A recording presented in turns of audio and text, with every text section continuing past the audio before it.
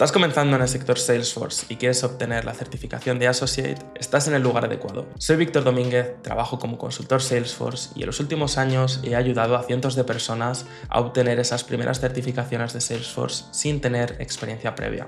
En este vídeo vamos a repasar todos los contenidos de la certificación de Associate para que apruebes el examen en el primer intento. De hecho, yo mismo acabo de obtener esta certificación, así que te voy a revelar qué tipo de preguntas te vas a encontrar en el examen y también voy a destacar qué contenidos creo que son más importantes. Mi objetivo es que te puedas presentar al examen tan solo viendo este vídeo, así que si te sirve, por favor déjame un comentario para apoyar el canal. Por último, te recuerdo que este vídeo está dividido en capítulos para que vayas directamente a la parte que más te interesa. Y ahora sí, vamos a empezar, que no hay tiempo que perder. El examen está dividido en 4 áreas: ecosistema Salesforce, navegación, modelo de datos y por último, informes y paneles. El examen consiste de 40 preguntas de opción múltiple y para aprobar debes contestar correctamente 25. El examen cuesta unos $75 más impuestos, pero si suspendes puedes volver a intentarlo. Te recuerdo que está en inglés y que dispones de unos 70 minutos, aunque puedes solicitar tiempo extra si el inglés no es tu lengua materna.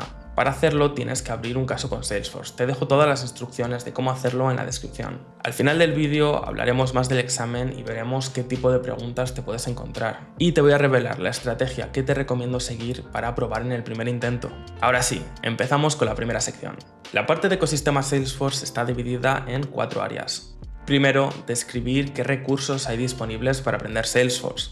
Luego, identificar qué productos tiene Salesforce y cuál es el más adecuado para cada caso de uso. El tercer punto trata sobre cómo utilizan Salesforce las empresas. Y por último, diferenciar entre los distintos roles y carreras profesionales en el ecosistema Salesforce. Por si eres nuevo en esto de Salesforce, te voy a dar un poco de contexto. Salesforce es una plataforma en la nube diseñada para ayudar a las empresas a gestionar la relación con sus clientes.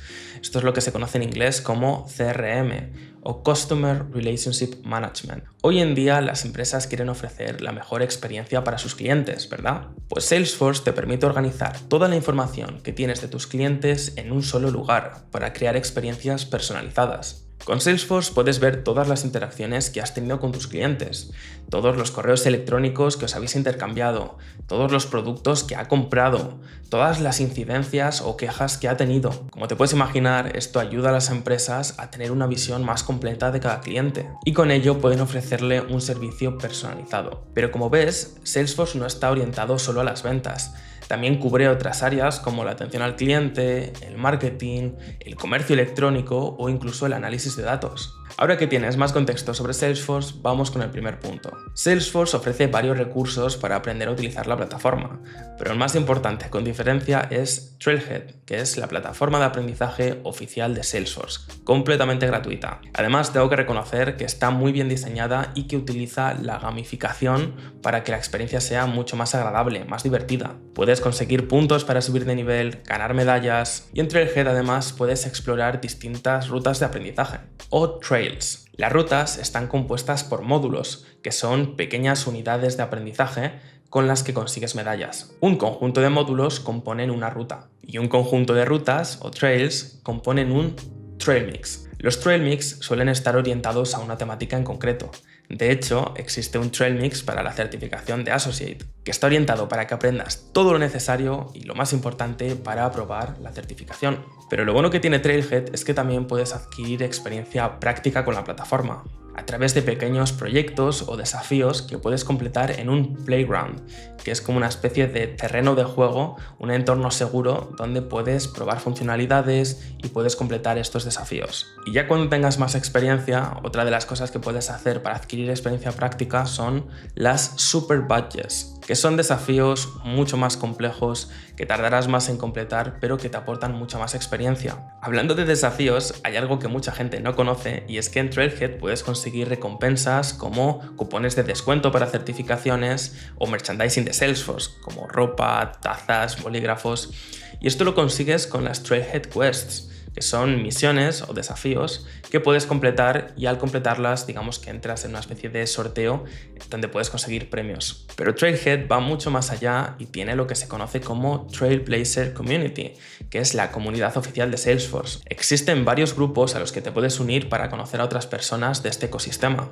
Además, lo bueno que tiene es que es una especie de foro donde puedes preguntar tus dudas. Y es una comunidad bastante activa, siempre hay bastante movimiento en el foro, así que si tienes alguna pregunta te recomiendo que la hagas allí porque tarde o temprano alguien te va a responder. Otro de los recursos muy importantes que tiene Salesforce es lo que se conoce como Salesforce Help. Se trata de documentación oficial muy detallada que te puede sacar de algún apuro. Por ejemplo, supongamos que estás trabajando en una automatización y estás recibiendo siempre el mismo error y no sabes muy bien qué significa. Puedes buscar ese mismo error en Salesforce Help y te aseguro que habrá algún artículo hablando de ese error que estás recibiendo. Por último, si estás iniciándote en Salesforce y quieres obtener más experiencia práctica o simplemente quieres desarrollar o crear nuevos componentes, puedes solicitar una Developer Org, que es un entorno de Salesforce completamente gratuito que está precisamente pensado para eso, para que desarrolles. Te dejo el enlace en la descripción. Ya hemos acabado con los recursos que tienes disponibles para aprender Salesforce. Pero hay algo muy importante que debes saber. Salesforce tiene toda una red de servidores repartida por el mundo para garantizar el servicio a sus clientes.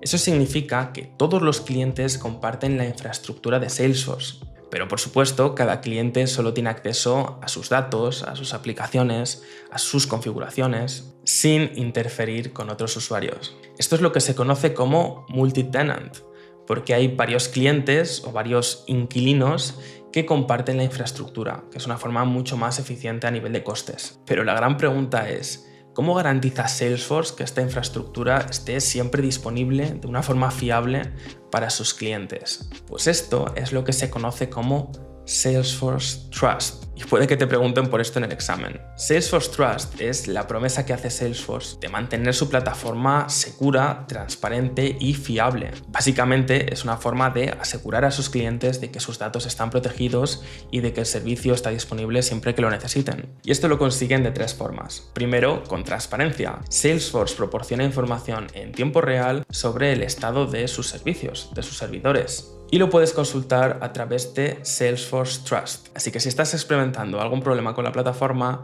primero consulta Salesforce Trust porque puede que haya alguna incidencia.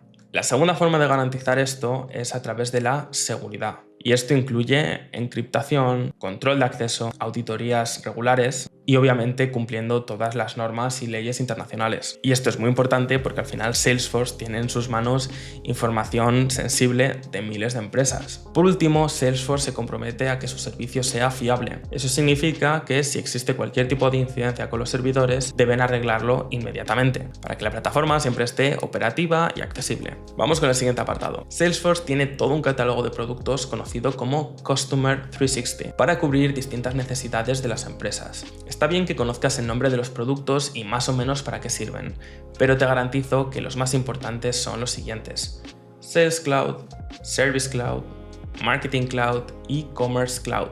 Y la mayoría de preguntas que te vas a encontrar en el examen relacionadas con el caso de uso de los productos hablan precisamente de estos que acabo de mencionar. Sales Cloud está orientado a las ventas, básicamente gestionar la relación de tus clientes y clientes potenciales y también hacer un seguimiento de tus acuerdos comerciales. Siempre que pienses en Sales Cloud se te tienen que venir a la cabeza dos objetos: leads para clientes potenciales y opportunities para estos acuerdos comerciales que comentábamos. Service Cloud está orientado a la atención al cliente, básicamente gestionar y resolver incidencias y tener artículos disponibles para tus agentes, incluso para tus clientes, para resolver estas incidencias lo antes posible. Cuando pienses en Service Cloud, piensa en casos y piensa también en knowledge, que son los artículos de ayuda. Marketing Cloud obviamente está orientado al marketing. Básicamente implica crear campañas y enviar comunicaciones personalizadas a tus clientes y clientes potenciales. Así que cuando pienses en Marketing Cloud, piensa en campañas. Y por último, Commerce Cloud está orientado al comercio electrónico. Básicamente es la alternativa a Shopify o a PrestaShop que ofrece Salesforce. Vale, ya hemos visto toda la oferta de productos de Salesforce. Ahora la gran pregunta es, ¿cómo utilizan Salesforce las empresas? Pues ahora es cuando tenemos que hablar del ecosistema Salesforce, una parte fundamental. Al final, Salesforce es la empresa que crea y actualiza todo este catálogo de productos que acabamos de ver. Luego tenemos los clientes, que adquieren licencias de Salesforce para cubrir todas estas áreas de negocio: las ventas, la atención al cliente, el marketing. Cuando una empresa adquiere licencias de Salesforce, generalmente acude a una consultora, también conocido como partner de Salesforce, para que lleve a cabo la implementación de Salesforce, es decir, que adapte Salesforce, que personalice Salesforce a las necesidades específicas de la empresa y, por supuesto, para que les ayuden a sacarle el máximo partido a la plataforma. Por último, en el ecosistema Salesforce tenemos otro agente que son los ISVs, Independent Software Vendors, que son empresas que crean aplicaciones para extender las funcionalidades de Salesforce y publican estas aplicaciones en el App Exchange, que es la tienda de aplicaciones oficial de Salesforce, que viene a ser como la App Store en el iPhone y la Play Store en Android. Un ejemplo muy común es que las empresas quizás necesitan una solución un poco más avanzada para gestionar documentos y para firmar documentos, y Salesforce sí, tiene algunas funcionalidades estándar que están muy bien, pero muchas empresas necesitan ir un paso más allá y en ese caso pues van a App Exchange y contratan una solución como DocuSign, como Conga, que están especializadas en este tipo de soluciones. Es como si eres un estudiante de ingeniería, por ejemplo, y necesitas utilizar la calculadora del móvil. Pues sí, obviamente todos los teléfonos hoy en día tienen calculadora, pero si eres un estudiante de ingeniería, igual necesitas una calculadora científica y como la calculadora del móvil se te queda corta, pues vas a la App Store y te descargas una calculadora que sea un poco mejor, ¿no? Es lo mismo. Y vamos ya con la última sección de este apartado del ecosistema Salesforce. Vamos a identificar qué roles y qué carreras profesionales existen en este ecosistema.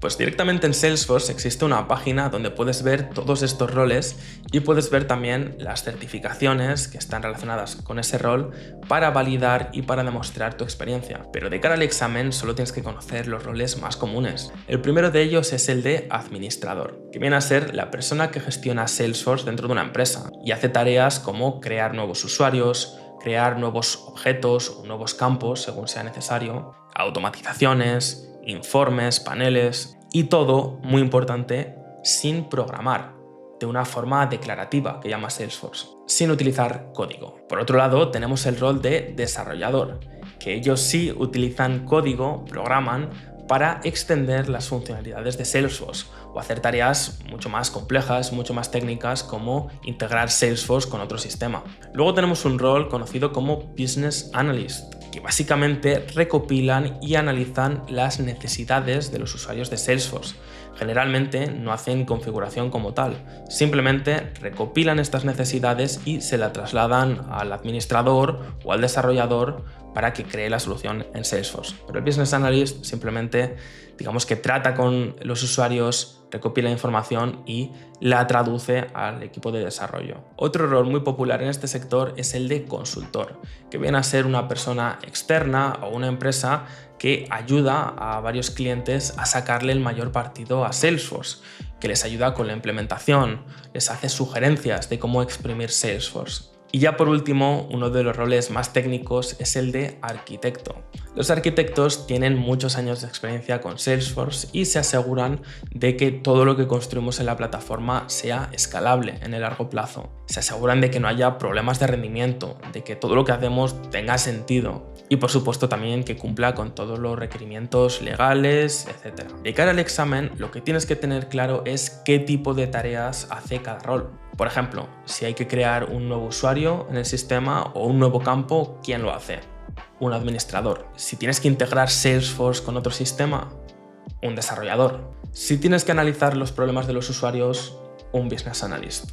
Y si tuvieras que contratar a una persona o a una empresa externa para que te ayude con Salesforce, vas a contratar a un consultor. Y ya por último, si tienes que diseñar una solución en Salesforce desde cero y quieres que sea escalable, ¿a quién vas a contratar? A un arquitecto. Para rematar esta parte hay algo más que debes saber. Cuando hablamos del ecosistema tecnológico, y esto incluye a Salesforce, digamos que existe un estándar a la hora de gestionar proyectos, gestionar tareas, gestionar equipo, y ese estándar son las metodologías ágiles o Agile. Los proyectos se dividen en pequeñas partes que duran unas pocas semanas, esto es lo que se conoce como sprints, y el objetivo es finalizar una parte del proyecto en cada uno de estos sprints, en cada una de estas etapas. No voy a entrar en mucho más detalle, pero que sepas que las dos metodologías ágiles más populares son Kanban y Scrum. Y debes saber que en la mayoría de proyectos Salesforce se utilizan estas metodologías frente a otras mucho más tradicionales como el waterfall o cascada. En definitiva, el objetivo de las metodologías ágiles es ser más ágiles en los proyectos y esto significa adaptarse a los cambios que nos encontremos a lo largo del proyecto, pero cumpliendo con cada una de esas etapas y conseguir avanzar para cumplir las expectativas de los clientes. Y hasta aquí la parte del ecosistema Salesforce. Vamos con la parte de navegación. Y aquí hay dos apartados que son fundamentales. Por un lado, identificar cómo nuestros usuarios pueden localizar y acceder a la información, y por otro lado, ver dónde ocurre toda esta parte de configuración, de personalización de Salesforce. Y aquí lo primero que tenemos que aclarar es que la vista que va a tener nuestro usuario de Salesforce en su día a día no tiene nada que ver con la visión que va a tener nuestro administrador Salesforce, que va a estar detrás de las bambalinas, creando nuevos usuarios, creando nuevos campos. Así que ahora vamos a ver en una pequeña demo cuáles son los apartados más importantes tanto para nuestro usuario de Salesforce en el día a día como para nuestro administrador que va a configurar la plataforma. Ya estamos en Salesforce y lo primero que vemos es esta pantalla de bienvenida porque acabo de crear un nuevo playground, un nuevo entorno de pruebas simplemente para mostrarte cómo es Salesforce por dentro. Si tú también quieres crear un nuevo entorno para hacer este seguimiento conmigo, que sepas que simplemente tienes que ir a Trailhead. Debes crearte una cuenta, yo ya tengo una cuenta creada y por eso aquí me aparece el apartado de organizaciones prácticas. Si hacemos clic aquí, llegamos a esta pantalla donde tenemos todos los playgrounds, todos los entornos que tenemos vinculados a nuestra cuenta y desde aquí podemos crear un nuevo playground simplemente haciendo clic en este botón. Yo ya tengo este playground, así que simplemente si le doy a iniciar, aparecemos aquí en esta pantalla. Pero obviamente esta no es la pantalla que ven nuestros usuarios de Salesforce, las personas que utilizan Salesforce en el día a día para las ventas, para la atención al cliente. Generalmente nuestros usuarios aterrizan ya en una aplicación, así que para cambiarnos a una aplicación simplemente vamos hasta el App Launcher, que es este apartado de aquí con 9 puntitos. Y como ves tengo varias aplicaciones disponibles, voy a darle a View All para ver todas las aplicaciones y generalmente nuestros usuarios solo tienen acceso a las aplicaciones que son relevantes según su rol, pero vamos a abrir por ejemplo la aplicación de Sales, de ventas, que ya viene predeterminada. Y ahora sí, esto es más parecido a lo que ven nuestros usuarios. Como ves, tenemos esta pantalla de inicio donde tenemos varios paneles, varios dashboards que son relevantes para las ventas. Tenemos información sobre nuestros deals, sobre nuestras oportunidades. Tenemos información sobre nuestras cuentas, que son las empresas, las organizaciones con las que trabajamos. Pero más allá de estos paneles, como ves, tenemos todas estas pestañas que al final son objetos o funcionalidades clave para las ventas. Vale, Víctor, ¿qué más tenemos en esta interfaz que sea relevante? Pues como ves aquí, por un lado tenemos el nombre de la aplicación en la que estamos. Y luego arriba del todo tenemos esta barra de búsqueda, esta search bar, que es muy importante, porque vamos a poder buscar entre toda nuestra base de datos. Si por ejemplo pongo aquí Edge, vemos todos los registros que contienen esta palabra. Vemos que hay una cuenta y de hecho si paso el cursor vemos todos los detalles de la cuenta, pero es que también vemos que hay varias oportunidades que contienen este nombre. Si quisiera filtrar para ver simplemente las oportunidades, puedo hacer clic aquí y seleccionar simplemente Opportunities y como ves me desaparece la cuenta automáticamente. No solo podemos buscar entre los registros, sino que también, si quito el filtro, podemos buscar entre nuestros usuarios. Y si vemos que no aparece nada, simplemente le das a Enter. Y ahora sí que aparecemos por aquí. ¿Qué más tenemos? Arriba del todo tenemos esta estrellita, que es nuestra lista de favoritos, donde podemos añadir registros que, por ejemplo, visitamos de forma recurrente o registros que, por lo que sea, son relevantes en este momento y queremos acceder fácilmente a ellos. Podemos marcarlos como favoritos y nos aparecerán aquí. Luego tenemos la opción de acciones globales. Aquí tenemos las acciones que hacemos de forma recurrente en el día a día, ya sea crear un evento en nuestro calendario, crear una nueva tarea, un nuevo contacto. Al final es una forma de acceder rápidamente a estas acciones. Aquí también se encuentra otro apartado que es clave no para nuestros usuarios, pero sí para nuestro administrador del sistema, y es la parte de configuración o setup. Pero esto lo vamos a ver más adelante. Lo último que vamos a ver es esta campana de aquí, notificaciones. Aquí básicamente vamos a ver si alguien ha creado una nueva tarea para nosotros y nos la ha asignado, o si alguien nos ha asignado un cliente potencial. Todo esto nos aparece en el apartado de notificaciones. Y este icono que ves aquí, estos somos nosotros. Y si hacemos clic en Settings, vemos toda nuestra información personal, tanto nuestro correo electrónico, el nombre de usuario con el cual hemos iniciado sesión en Salesforce, y también podemos, por supuesto, cambiar aquí nuestra contraseña, podemos cambiar nuestro idioma en este apartado de aquí, conectar nuestro email para vincular nuestro Gmail o nuestro Outlook. En definitiva, todo lo que tenga que ver con información personal lo vas a encontrar aquí. Pero vamos a volver un momento a la página de inicio. Antes te he comentado que estamos en la aplicación de ventas y lo podemos reconocer fácilmente por el tipo de objetos o de funcionalidades que vemos por aquí. Tenemos las oportunidades para hacer un seguimiento de nuestros deals, de nuestros acuerdos comerciales. Tenemos leads para almacenar nuestros clientes potenciales. Tenemos tasks, donde podemos crear tareas tanto para nosotros como para nuestro equipo. Files para subir documentos. Accounts, que son las empresas con las que trabajamos, ya sean clientes u otro tipo de organizaciones, como proveedores, por ejemplo. Contactos, aquí vamos a almacenar la información de las personas que trabajan en estas accounts, en estas organizaciones. Y como ves, muchas funcionalidades más, incluyendo informes y paneles que, como ya sabes, lo vamos a ver al final del todo porque es una parte importante del examen. Si cambiáramos a otra aplicación, por ejemplo la de Service, veríamos que las pestañas que tenemos aquí disponibles cambiarían y nos aparecerían objetos como casos. Pero no lo vamos a ver en esta demo porque ya bastante tenemos con la parte de ventas. Simplemente si abrimos cualquiera de estos objetos, como por ejemplo Opportunities, vemos que lo primero que nos sale son las oportunidades que hemos visto recientemente, pero podemos cambiarlo fácilmente si cambiamos nuestra List View y seleccionamos aquí All Opportunities.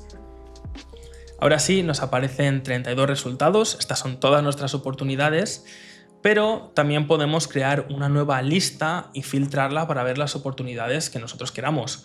Por ejemplo, si queremos ver solo las oportunidades que tengan un amount superior a, vamos a decir, 50.000, podemos crear una nueva list view haciendo clic aquí, hacemos clic en New, Opportunities greater than.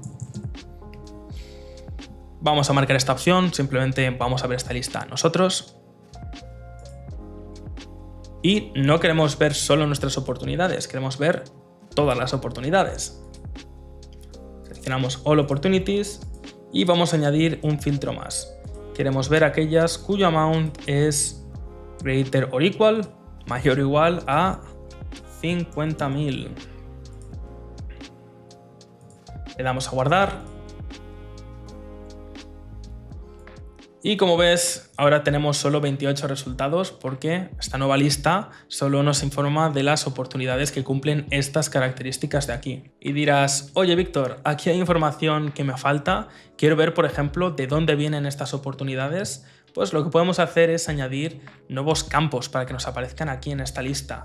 Para ello simplemente hacemos clic aquí en List View Controls, vamos a Select Fields to Display y vamos a seleccionar aquí Lead Source, que nos va a proporcionar esta información. Vamos a ponerlo un poquito más arriba junto al Account Name. Y así es como podemos personalizar los campos que nos aparecen en esta tabla. ¿Qué más podemos hacer aquí? Bueno, ya hemos visto los filtros, ya hemos visto cómo añadir campos. También podemos crear una nueva oportunidad haciendo clic aquí en New. Y lo que nos aparece aquí son todos los campos de nuestra oportunidad. Los que ves que tienen un puntito rojo son obligatorios a la hora de crear la oportunidad. Por ahora no lo vamos a hacer. Hay una cosa más que te quiero mostrar de las list views que me parece muy interesante, y es que si esta vista no te convence, siempre puedes cambiar aquí a Kanban, por ejemplo, que nos va a agrupar todas las oportunidades según la fase en la que se encuentren. Y además lo bueno de esta opción es que también si queremos mover una oportunidad de un lado a otro, lo hacemos fácilmente arrastrando. Y como ves, se actualiza el importe total para cada una de esas etapas. Si esta vista no te gusta, no te preocupes porque también hay otra es la de Split View, que nos permite navegar por cada una de las oportunidades mostrándonos todos los detalles. Pero esto lo vamos a ver un poquito más adelante. De momento vamos a volver a la tabla. Y lo último que me falta mencionar de esta vista es este apartado de aquí, donde podemos buscar entre las oportunidades que tenemos aquí listadas. Pero ¿cómo es un registro por dentro? Pues esta vez te voy a enseñar un lead que tengo aquí en favoritos, Berta Boxer. Y aquí hay varias cosas interesantes.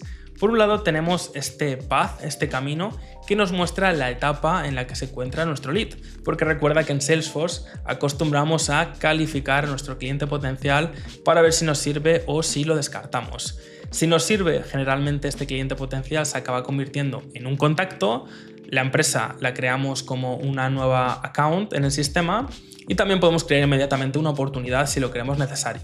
Pero no vamos a entrar en tanto detalle, vamos a ver cómo es este lead por dentro. Primero tenemos las actividades. Esto básicamente son todas las interacciones que hemos tenido con este lead.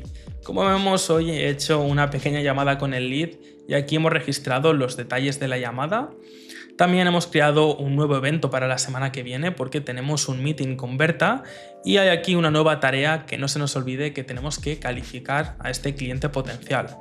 Si vamos a la parte de details, vemos en más detalle toda la información de nuestro lead. Y por último tenemos aquí todos los registros relacionados con el lead. Como vemos no tenemos nada, pero quizás si abrimos otro registro, vamos a abrir por ejemplo, tengo aquí una cuenta. Esto es uno de nuestros clientes, de nuestros mejores clientes, y como ves aquí, esta empresa tiene vinculados a varios contactos, que como vemos aquí son trabajadores de la empresa. Tenemos a Arthur Song, que es el CEO, tenemos a Avi Green, que es el CFO. Como ves, en definitiva son todos los registros que están relacionados con nuestro account. Tenemos también aquí 6 oportunidades, 6 casos, y como ves, la gracia de Salesforce es tener toda la información, toda la vista de nuestro cliente en un mismo lugar. Vamos a volver un momento a nuestro lead, a Berta Boxer. Vamos a ver qué ocurre si eliminamos un registro en Salesforce. Hacemos clic aquí y creo que lo estoy tapando yo con mi cara, pero tenemos aquí una opción que es Delete.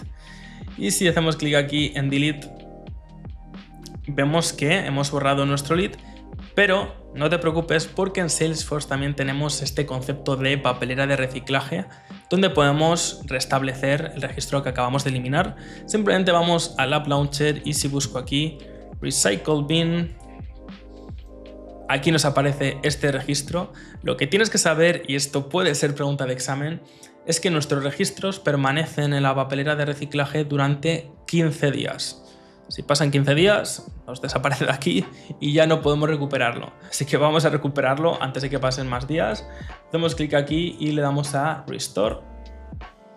Y otra vez volvemos a tener a Berta Boxer en el sistema. Vale, Víctor, ya me ha quedado claro cómo navega nuestro usuario por Salesforce, pero ¿qué hay de los administradores? ¿Qué hay de la persona que personaliza Salesforce para nuestros usuarios? Vamos a esta setup. Como ves, Setup está dividido principalmente en 2 secciones. Por un lado tenemos Object Manager, donde tenemos toda la información de nuestros objetos y de nuestros campos. Y por otro lado tenemos esta parte de aquí, que es nuestra página de inicio de configuración, donde tenemos varias páginas que son relevantes para el administrador, pero vamos a ver en concreto 2 de ellas. La primera es la de Company Information. Company Information nos va a proporcionar información clave sobre, por ejemplo, el espacio que nos queda disponible, tanto por subida de archivos como por datos, registros que hemos creado en el sistema. También vamos a ver aquí la franja horaria predeterminada, que puede ser relevante, por ejemplo, de cara a ejecutar una automatización a una hora concreta del día. ¿Qué más tenemos por aquí? Si hacemos scroll hacia abajo, como ves aquí tenemos información de las licencias de Salesforce. Al parecer hemos adquirido 2 y esto es muy relevante porque si tenemos que crear un nuevo usuario tenemos que asegurarnos de que tenemos licencias para ese usuario. Y ese es el otro apartado que vamos a ver, el de usuarios. Si buscamos aquí User, hacemos clic en Users, tenemos aquí todos los usuarios que tenemos en el sistema y como ves todos ellos están activos. Para liberar las licencias tendríamos primero que desactivar al usuario. Y digo desactivar porque en Salesforce no se pueden eliminar los usuarios. Se pueden desactivar y queda liberada la licencia, pero nunca podremos eliminarlos.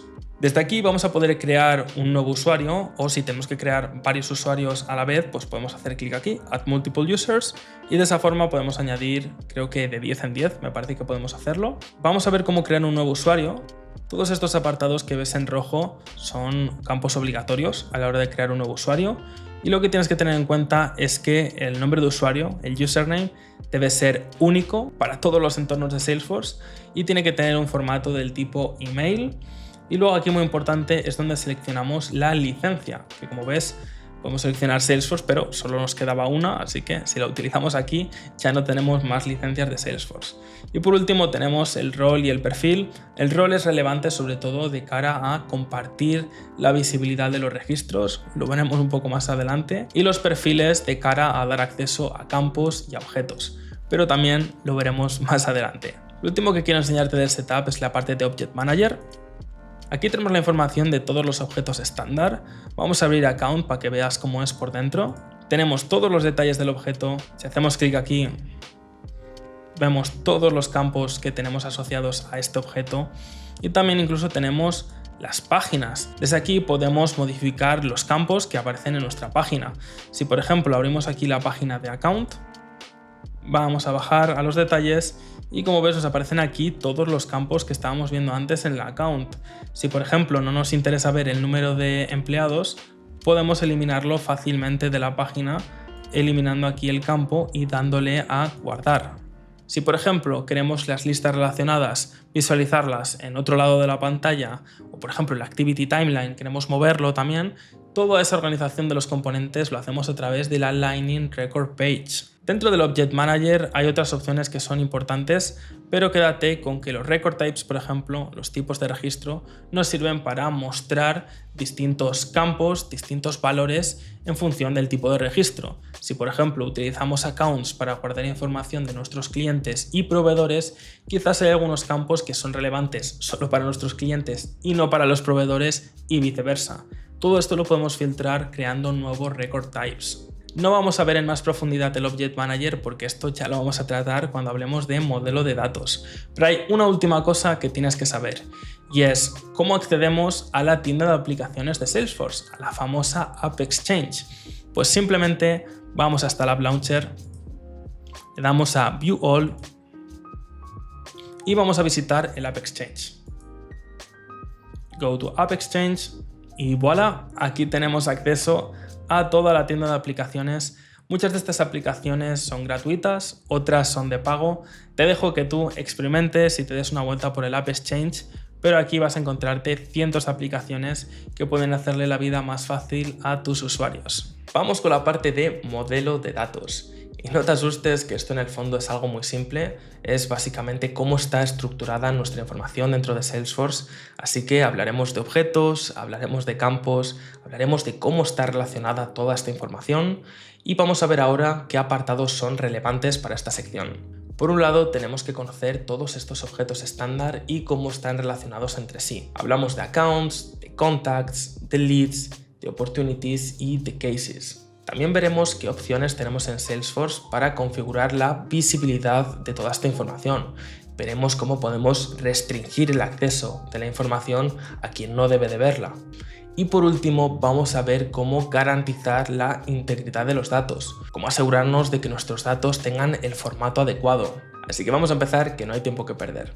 El modelo de datos define cómo se organizan y se relacionan los datos dentro de Salesforce. Imagínate como una especie de mapa que muestra qué información almacenamos en Salesforce, contactos, cuentas, oportunidades y cómo está relacionada esta información. Nuestro modelo de datos lo componen los objetos, campos y registros y la relación que tienen entre sí. Los objetos son básicamente las tablas donde se almacena la información. Y existen dos tipos, objetos estándar y objetos personalizados. Los objetos estándar son los objetos que vienen ya de forma predeterminada en Salesforce. Ya sabes, leads para clientes potenciales, accounts para organizaciones y empresas con las que trabajamos, contacts, que son los contactos, las personas físicas que trabajan en estas organizaciones, oportunidades, opportunities para nuestros acuerdos comerciales y casos para las incidencias o las quejas de nuestros clientes. Pero ¿cómo podemos diferenciar o cómo podemos identificar los objetos estándar en Salesforce? Pues muy fácil, vamos a la configuración y dentro del Object Manager vemos toda la lista de nuestros objetos y ahí viene indicado si se trata de un objeto estándar. Los objetos personalizados, por otra parte, son los objetos que creamos por necesidades específicas de la empresa. Por ejemplo, imagínate que queremos guardar información sobre nuestros proyectos dentro de Salesforce.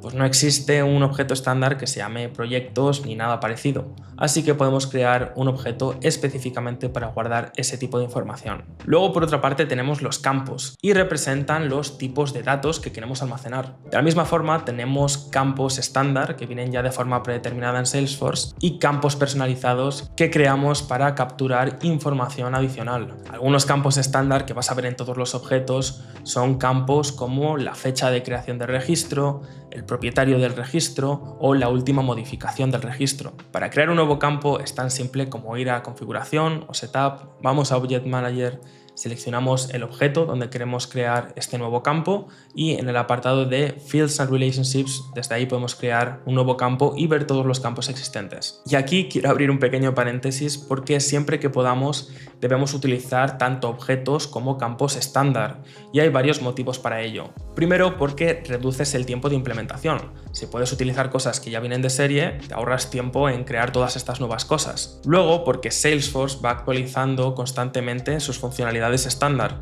Entonces, hay algunas funcionalidades que te puedes perder si creas tu solución completamente personalizada. Y por último, porque directamente no tiene sentido crear objetos y campos personalizados a lo loco. Piensa que si, por ejemplo, quieres almacenar información de tus clientes y son empresas, pues utilizas directamente accounts. No tiene ningún sentido crear un nuevo objeto que sea redundante para guardar el mismo tipo de información. Y luego tenemos los registros, que son las filas de nuestra tabla, de nuestro objeto, que básicamente es cada una de las entradas. Luego tenemos las relaciones dentro de Salesforce, que definen cómo dos objetos están relacionados entre sí, cómo están vinculados, qué tipo de conexión tienen. Y esto es muy útil porque nos permiten vincular los datos de una forma lógica. ¿Recuerdas que antes veíamos las listas relacionadas, las related lists? Pues esto es posible gracias a que los objetos guardan algún tipo de relación entre sí. Y esto es muy útil porque nos permite ver toda la información en un mismo lugar. Existen varios tipos de relaciones y debes conocerlas muy bien para el examen, porque es importante. La primera de ellas es la Lookup Relationship. Es una relación simple entre dos objetos, donde un objeto puede buscar información de otro objeto. Es una relación simple porque no hay ningún tipo de dependencia estricta de uno con el otro. Es decir, podemos asociar un contacto a la oportunidad, pero el contacto puede existir por sí mismo sin estar relacionado a ninguna oportunidad y viceversa. Así que si eliminamos la oportunidad, el contacto permanece, no se elimina. Luego tenemos una relación que sí que es mucho más robusta, mucho más fuerte, que es la Master Detail. Aquí tenemos claramente un padre, que es el Master, y un hijo, que es el Detail, el detalle. Si eliminas al padre, eliminas a todos los hijos. Por ejemplo, imagínate que tenemos dos objetos, pedidos y artículos del pedido. Pedido sería nuestro padre, nuestro máster, mientras que los artículos del pedido serían nuestros hijos, nuestros details. Si eliminamos el pedido, todos los artículos del pedido se eliminan, porque los artículos del pedido por sí mismos no tienen ningún sentido si no están vinculados a un pedido. Esta relación tiene varias características importantes y te pueden preguntar por ellas en el examen. En primer lugar, la relación es obligatoria. Es decir, no podemos crear un artículo de pedido si no está vinculado a un pedido. Los hijos, los artículos, heredan la seguridad del padre. Es decir, si un usuario tiene acceso al objeto pedidos, automáticamente va a tener acceso al objeto artículos del pedido. Y ya hemos hablado que hay una relación de dependencia entre ambos, así que si eliminas el pedido se van a eliminar los artículos del pedido, se van a eliminar todos los hijos. Por último, este tipo de relación, la Master Detail, tiene una característica muy interesante y es que nos permite crear un tipo de campo que solo podemos crear en una relación del tipo Master Detail y este es el Rollup Summary o campo del tipo resumen. Básicamente nos permite calcular valores agregados como sumas o promedios basándonos en información de los hijos. Por ejemplo, cada artículo del pedido puede tener un importe, pero en el pedido podemos calcular el sumatorio de todos esos importes de los hijos. O podríamos crear un Rollup Summary para calcular la fecha de entrega más lejana que se almacena dentro de nuestros hijos, dentro de los artículos del pedido.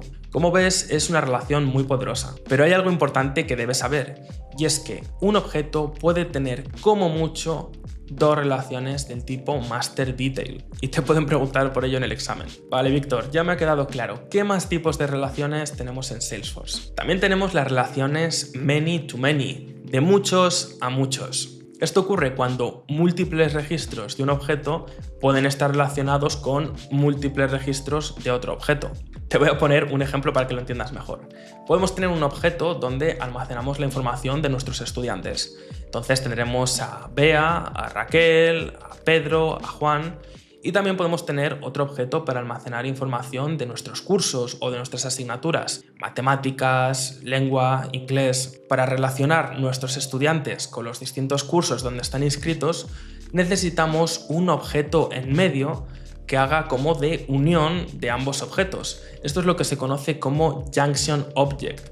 Podríamos llamar a este objeto inscripción o inscripciones. Y esto lo que haría es conectar ambos objetos, de tal forma que Bea sabemos que está inscrita en matemáticas, pero Bea también está inscrita en inglés, por ejemplo. Juan está inscrito en educación física.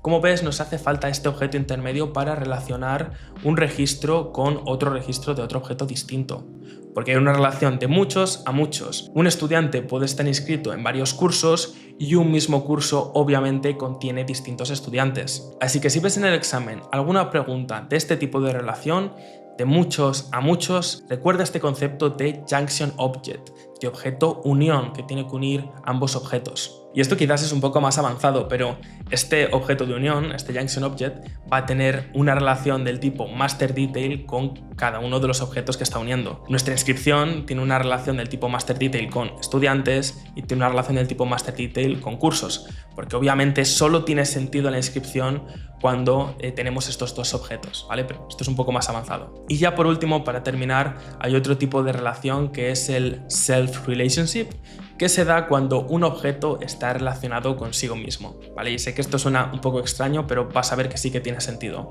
Imagínate que tenemos en el sistema una cuenta que se llama Coca-Cola España, ¿vale? O Coca-Cola México. Esta empresa puede estar relacionada con un padre que sea Coca-Cola Europa o Coca-Cola Latam, por ejemplo. Y a su vez puede estar relacionada con otra cuenta que sea Coca-Cola Mundo, ¿no? Coca-Cola Worldwide, por así decirlo. Entonces, como ves, se crea esta especie de jerarquía, esta account hierarchy, donde tenemos una relación con el mismo objeto. También puede ocurrir con el objeto de contacts, por ejemplo. Quizás tenemos un contacto que sea el empleado base y tenga una relación consigo mismo con otro contacto que sea su jefe. Y esta a su vez tiene otra relación con otro contacto que es el jefe del jefe. Y así sucesivamente, ¿vale? Se crea esta especie de jerarquía dentro del mismo objeto. De cara al examen, algo que tienes que tener muy claro son las diferencias entre una relación del tipo lookup y una relación del tipo master detail. Porque como hemos visto son bastante similares, pero la lookup es mucho más simple y la master detail es un poco más compleja, es una relación más estricta. Así que te voy a recordar muy rápidamente las diferencias. En la relación del tipo lookup, los objetos son completamente independientes, ¿vale? Si eliminas el padre, no se elimina el hijo. Tenemos la relación, por ejemplo, entre contactos y oportunidades donde existen de forma completamente independiente. Además, no heredan la configuración de seguridad. Podemos tener los contactos de forma privada y las oportunidades también con otro tipo de seguridad, ¿vale? No tienen ningún tipo de conexión. Y luego, por supuesto, es opcional, es decir, un contacto no tiene por qué tener relacionada una oportunidad y viceversa. Una oportunidad puede que no tenga ningún contacto. Mientras que recuerda que en el tipo master detail la relación sí que implica cierta dependencia, sí que es obligatorio para un hijo estar asociado a un padre, sí que va a heredar esa configuración de seguridad del padre. Si eliminas el padre, se va a eliminar el hijo automáticamente. Y las master detail nos permiten crear este tipo de campo resumen, este rollup summary, que es muy útil sobre todo si queremos calcular agregados o queremos extraer información de varios hijos. Obviamente también tienes que saber cómo crear este tipo de relaciones. Simplemente vamos a esta configuración y dentro del Object Manager vamos al objeto desde el cual queremos crear la relación y ahí al crear un nuevo campo podemos seleccionar o bien Lookup o bien Master Detail. Algo que me parece también muy interesante es que puedes ver cómo están relacionados los objetos de una forma muy visual en Salesforce a través del Schema Builder, que es una opción que encontramos también en la configuración, en el setup. Y ahí lo que te recomiendo es que selecciones los objetos estándar que son relevantes para el examen y ahí vas a ver cómo están relacionados los objetos. Verás algo muy curioso, es que leads, el objeto de leads no tiene a priori relación con ningún objeto y es que recuerda que es un objeto un poco independiente porque hasta que no calificamos a ese lead, hasta que no verificamos que es un lead real y que encaja con nuestro negocio, no lo convertimos. Y ahí sí que lo convertimos en un contacto como persona física y la empresa a la que está vinculada la creamos como una account. Recuerda además que te pueden preguntar por esto en el examen que de forma opcional se puede crear también una oportunidad al convertir al lead. Pero como ves, a priori no guarda ningún tipo de relación, a diferencia de accounts y contacts que efectivamente tienen una relación porque los contactos están vinculados a estas cuentas, o opportunities, por ejemplo, que estas oportunidades siempre las vamos a vincular a algún cliente o a algún cliente potencial, ¿no? A alguna account. O los casos, por ejemplo. Al final, cuando alguien abre una incidencia, siempre va a haber una persona física, un contacto que abre esta incidencia y generalmente esta persona pertenece a una empresa, a una account que también queda reflejada en los casos. Todo este tipo de relación la vas a poder ver y analizar en el Schema Builder. Vamos ahora con la seguridad en Salesforce. Y ya te aviso que esto es un tema un tanto complejo, voy a intentar simplificarlo al máximo posible. Tengo también un vídeo en el canal que luego te recomendaré por si quieres echarle un vistazo en más profundidad, pero básicamente lo que tienes que saber es que hay 4 niveles, por así decirlo, de seguridad en Salesforce. El primero de ellos es a nivel de organización, es decir, quién puede acceder a nuestro entorno de Salesforce. Y no solo eso, sino desde qué lugar puede hacerlo, desde qué rango de IPs puede hacerlo y a qué hora puede hacerlo, porque quizás queremos que nuestros usuarios solo entren en Salesforce de lunes a viernes de 9 a 5, por ejemplo. Esto es a nivel de organización. Luego, el siguiente nivel sería a nivel de objetos. ¿Quién tiene acceso a cada uno de nuestros objetos? Y estos usuarios pueden crear y modificar registros o simplemente pueden ver registros. Y pueden también eliminar registros. El tercer nivel serían los registros, es decir, dentro del objeto qué registros podemos ver. Y aquí hay varias preguntas que tenemos que hacernos. ¿Los usuarios pueden ver solamente sus propios registros o también los registros de sus compañeros? Y si se trata de un manager, ¿debería también ver los registros de sus subordinados? Y ya el último nivel son los campos, es decir, cuando entramos dentro de un registro, ¿qué campos podemos ver? Y además de verlos, ¿podemos también modificar la información de los campos? En Salesforce disponemos de varias herramientas para configurar la seguridad en estos 4 niveles, porque como ves, una de las grandes ventajas de Salesforce es que podemos configurar la seguridad de una forma muy granular, al detalle. Tú piensas que al final Salesforce muchas veces lo utilizan empresas de miles de empleados y es muy importante ver cómo restringimos el acceso o cómo damos el acceso a las personas necesarias. Vale, entonces dentro de la seguridad de la organización, ¿qué herramientas tenemos? Pues por un lado tenemos las Login IP Ranges, ¿vale? Los rangos de IP, desde los cuales los usuarios se van a poder conectar a nuestra organización de Salesforce. Y aquí podemos limitarlo, por ejemplo, para los rangos de un país en concreto o de una ciudad en concreto o de nuestras oficinas, por ejemplo. No confundir esto con los Trusted IP Ranges, es decir, los rangos de IP fiables. Esto nos permite determinar un rango de IPs desde los cuales los usuarios no tienen que proporcionar información de verificación adicional. Es decir, la típica confirmación por email o a través de SMS confirmando que es tu identidad. Esto, si queremos evitarlo, podemos establecer como un rango, por ejemplo, la oficina, desde el cual, oye, se da por hecho que si estás en este rango de IPs, no hace falta que proporciones información adicional. Pero si estás en otro país, por ejemplo, ahí sí que quizás queremos limitarlo o controlarlo un poco más. Y lo último que tenemos aquí son las login hours, las horas desde las cuales vamos a poder iniciar sesión. Y aquí, pues como comentaba antes, podemos decir que los usuarios solo se conecten, por ejemplo, de lunes a viernes de 9 a 5 de la tarde, por ejemplo. Ahora vamos con la seguridad de los objetos. Y aquí hay 3 funcionalidades que son clave. Por un lado tenemos las licencias. Antes veíamos que la licencia de Salesforce, por ejemplo, nos otorga acceso a la mayoría de las funcionalidades de Salesforce, pero hay otras licencias que están un poco más limitadas que nos restringen el acceso a ciertos objetos, a ciertas funcionalidades. Entonces, a nivel de seguridad, lo primero que tenemos que ver son las licencias, que los usuarios tengan acceso por defecto a estos objetos, a estas funcionalidades. Y luego las otras dos opciones que tenemos son los perfiles, profiles, y los permission sets. Aquí es donde vamos a configurar si los usuarios van a poder ver registros de ese objeto, crear o modificar registros de ese objeto y o eliminar registros de ese objeto. Y aquí tengo que hacer una pequeña aclaración. Estoy grabando este vídeo en agosto de 2024, pero Salesforce ha anunciado que dentro de poco, en los próximos meses o próximos años, Salesforce va a quitar la seguridad de los objetos de los perfiles, de los profiles, y solo nos quedarán los permission sets.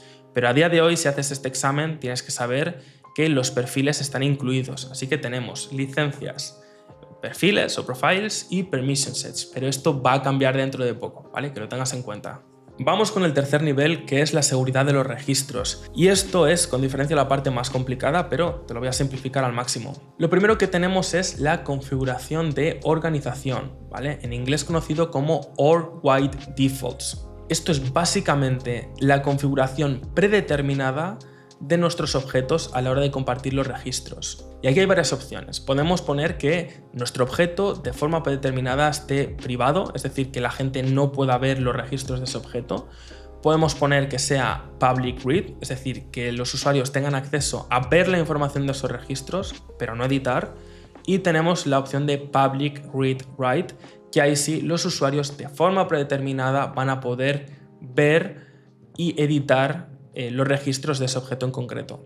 Pero ten en cuenta que estamos hablando del tercer nivel, estamos hablando de los registros. Si el usuario previamente no tiene acceso a ese objeto, porque a través de los perfiles y de los permission sets hemos restringido el acceso a ese objeto, entonces no va a poder ver los registros, ¿vale? Aunque aquí esté, por ejemplo, nuestra account, por ejemplo, aunque esté en público, no va a poder ver las accounts si no tiene acceso a las accounts, ¿vale? Esto al final es sentido común, por eso estamos hablando de distintos niveles. Pero lo que tienes que saber es que, por un lado, tenemos esta configuración básica de registros a nivel de organización. Y me dirás, vale, Víctor, entonces, si tenemos, por ejemplo, las accounts o las opportunities en privado, ¿significa que no puedo ver los registros? Lo que tenemos a mayores son varias herramientas que nos permiten ampliar, nos permiten quitar restricción de esta configuración inicial, ¿vale? Y la primera que tienes que saber son los roles, role hierarchy en inglés. Esto lo que nos permite es tener una jerarquía donde vas a poder ver tus registros y los de tus subordinados, ¿vale? Es decir, si la oportunidad está, por ejemplo, en privado, vas a poder ver tus registros, pero también vas a poder ver los registros de tus subordinados. Si eres, por ejemplo, el CEO, absolutamente todo el mundo es subordinado tuyo, ¿vale? Porque es el jefe máximo, supremo. Entonces vas a ver, obviamente, todos los registros de ese objeto en concreto, ¿vale? Pero si estás abajo del todo en la jerarquía, solo vas a poder ver tus registros. No vas a poder ver los de tus superiores. Esto sí está en privado. Y dirás, vale, Víctor, pero esto es una forma muy rígida, muy estricta, muy jerárquica de compartir los registros. Si quieres algo mucho más flexible, tenemos las sharing rules, que son las reglas de compartir registros.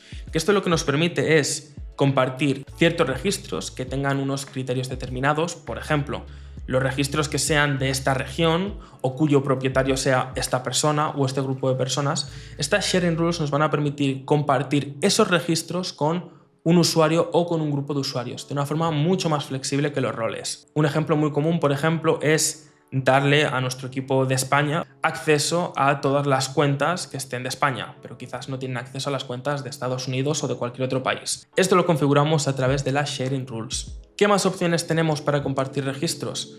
Pues simplemente si queremos compartir un registro de forma individual del que somos propietarios, tenemos la opción de manual sharing, que básicamente es compartir ese registro en concreto con un usuario o con un grupo de usuarios, ¿vale? A través de un botón en la propia interfaz. Y la última opción que tenemos es lo que se conoce como team sharing, ¿vale? Que es como compartir por equipos. Y aquí tenemos los account teams y los opportunity teams. básicamente son equipos que podemos formar en torno a una cuenta, por ejemplo, o en torno a una oportunidad, para que ese grupo de usuarios, ese equipo, tenga el mismo acceso a dicha cuenta o a dicha oportunidad. Todas estas herramientas hacen referencia al nivel 3, nivel de registros, pero nos falta un último nivel, que son los campos, ¿vale? Y esto es obviamente lo más fácil, así que no te preocupes que ya terminamos con esta parte de seguridad. Para configurar la seguridad de los campos, ¿vale? La Field Level Security, tenemos esencialmente dos opciones, que son los profiles y los permission sets, ¿vale? Muy similar a la seguridad de los objetos, pero tengo que decir exactamente lo mismo. Esto es algo que dentro de poco Salesforce va a eliminar de los perfiles, entonces llegará un momento en unos meses o en unos poquitos años donde la seguridad de los campos solo se configure a través de los permission sets. Pero a día de hoy, permission sets y profiles. Y aquí lo que vamos a configurar es quién va a poder ver estos campos y quién va a poder modificar estos campos. Vale, hasta aquí la parte de seguridad. Sé que es un poco densa, he intentado explicártelo de la forma más simple que he podido, pero que sepas que tengo un vídeo en el canal, te lo dejaré en las tarjetas y en la descripción, donde hablamos en más detalle de la seguridad y de una forma un poco más calmada, porque al final este vídeo ya sabes que trata de muchas cosas. Te recomiendo echarle un vistazo si todavía no te ha quedado del todo claro, pero esencialmente todo lo que tienes que saber es que hay estos 4 niveles: organización, objetos, registros y campos, y las distintas herramientas que tenemos para ampliar o restringir la seguridad en Salesforce. Vamos ya con el último apartado de modelo de datos, que es la integridad de los datos. Básicamente quiero que te hagas la siguiente pregunta: ¿cómo podemos garantizar que nuestros usuarios de Salesforce completen la información que es relevante para el negocio? ¿Y cómo podemos asegurarnos de que esos datos que introducen sean de la mayor calidad, de la mayor precisión posible? Y esto de verdad que no es algo trivial, porque los usuarios frecuentemente se olvidan de introducir los datos o cometen errores a la hora de escribir los datos, y entonces acabamos teniendo una base de datos pobre, poco precisa, con muchos errores. Salesforce tiene varias herramientas para prevenir esto, y es lo que vamos a ver en este apartado. Respondiendo a la primera pregunta, ¿cómo podemos garantizar que los usuarios completen la información que es relevante? Pues aquí algunos mecanismos son: por un lado, hacer que los campos sean obligatorios en la creación del registro. Es decir, si estás creando una nueva oportunidad o una nueva cuenta, habrá ciertos campos que sean obligatorios completar. Pero habrá situaciones donde, por ejemplo, utilicemos las accounts para nuestros clientes y, por ejemplo, nuestros proveedores. Y quizás queremos que algunos campos sean obligatorios para nuestros clientes, pero no para nuestros proveedores, o viceversa. En estos casos tenemos otra opción, que es hacer que el campo sea obligatorio para una página en concreto. Para nuestra página de clientes serán unos campos obligatorios, para nuestra página de proveedores serán otros campos obligatorios. Y es una forma mucho más flexible frente a hacer el campo obligatorio dentro de lo que es el propio campo. Aún así, esto tampoco es demasiado flexible, porque quizás un campo debe ser obligatorio en un momento en concreto o si se dan ciertas condiciones. Por ejemplo, quizás hay algunos campos que tienen que ser obligatorios en la oportunidad al alcanzar cierta etapa, o no debemos avanzar de etapa en la oportunidad si hay ciertos campos que no están rellenados. En esos casos utilizamos lo que se conoce en Salesforce como Validation Rules, reglas de validación, que al final son fórmulas que podemos crear de una forma mucho más flexible para asegurarnos que los campos sean obligatorios solo en momentos determinados. Vale, ¿y ahora qué opciones tenemos para asegurarnos de que la información tiene la mayor precisión posible? Pues una de las cosas más simples que podemos hacer en Salesforce es seleccionar el tipo de campo adecuado a la hora de crear un campo. Es decir, si nuestro usuario va a tener que introducir, por ejemplo, una fecha, pues obviamente debemos seleccionar el tipo de campo fecha. No tiene ningún sentido añadir un tipo texto o un tipo número, porque al seleccionar el tipo fecha, Salesforce ya automáticamente va a asegurarse de que el formato del dato sea una fecha. ¿Qué más cosas podemos hacer de una forma muy simple? Si, por ejemplo, queremos crear un campo para introducir el país o una ciudad, pues obviamente la mejor opción no va a ser un tipo texto, porque te aseguro que habrá usuarios que escriban la ciudad en mayúscula, otros en minúscula, quizás cometen algún error al escribir. Entonces, en esos casos es más recomendable utilizar, por ejemplo, un campo del tipo picklist, un desplegable donde el usuario pueda seleccionar la ciudad o el país correspondiente. Y si el usuario tiene que seleccionar varios valores dentro del desplegable, tenemos también el tipo de campo multi-select picklist, donde nos va a permitir seleccionar varios valores.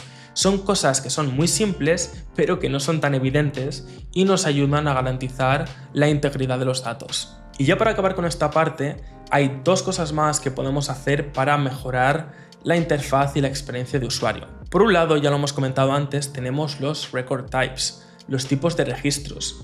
Esto nos van a permitir mostrar, por ejemplo, ciertos valores en los campos para un tipo de registro y otros valores del campo para otro registro.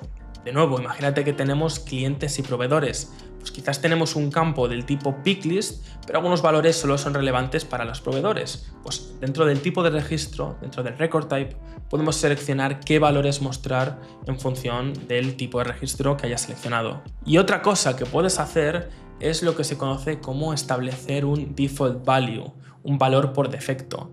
Esto lo podemos establecer tanto al crear el campo, podemos poner que de forma predeterminada aparezca un valor, o si es un picklist, podemos hacer que de forma predeterminada esté seleccionada la primera opción, por ejemplo. Y esto, que es algo tan simple, también puede beneficiar a los usuarios y a la calidad de tus datos. Y vamos ya con el último apartado, informes y paneles. Es la sección con menos peso del examen y simplemente tendremos que saber qué son los informes, qué son los paneles y qué funcionalidades básicas existen para cada uno de ellos. Así que vamos allá. Bien, pues antes de crear nuestro primer informe, lo primero que tenemos que ver es qué es exactamente un informe.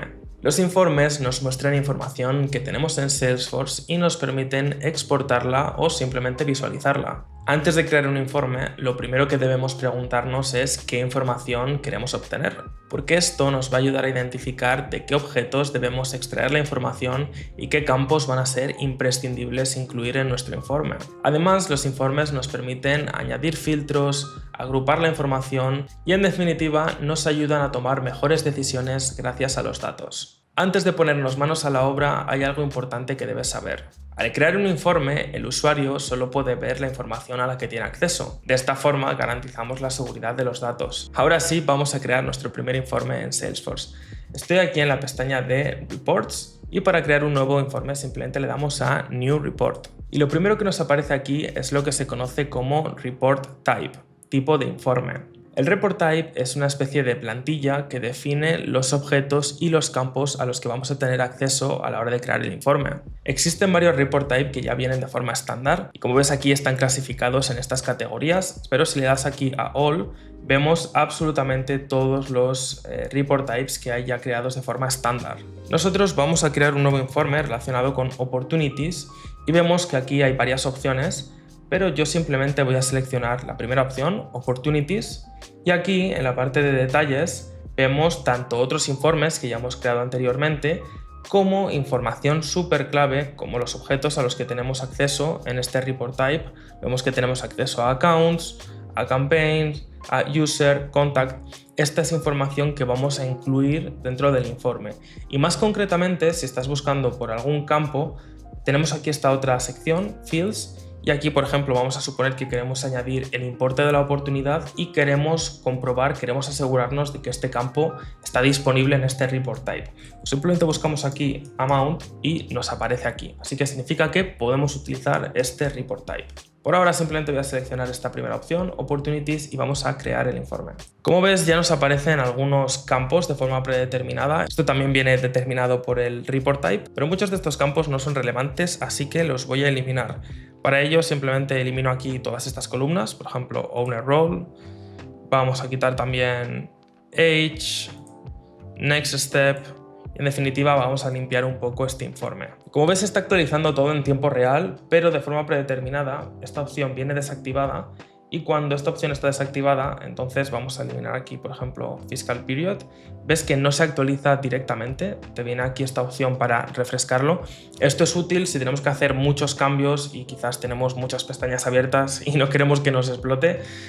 Básicamente hacemos todos los cambios que creamos oportunos y luego refrescamos de una vez, pero bueno, simplemente para añadir y quitar unos pocos campos, yo siempre te recomiendo tener esto activado, la preview, y así pues vas viendo un poco cómo te queda este informe. Y ahora supongamos que queremos agrupar este informe por la etapa en la que se encuentran las oportunidades.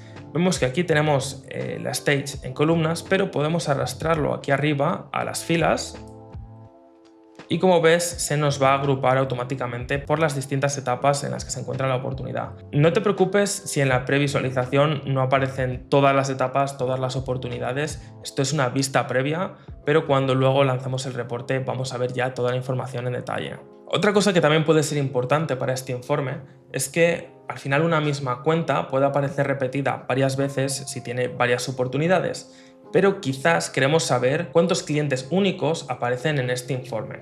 Entonces, en este caso tenemos aquí Account Name y si hacemos clic en esta flechita, vemos que podemos mostrar la cuenta única y nos va a determinar cuántos clientes únicos aparecen reflejados en este informe.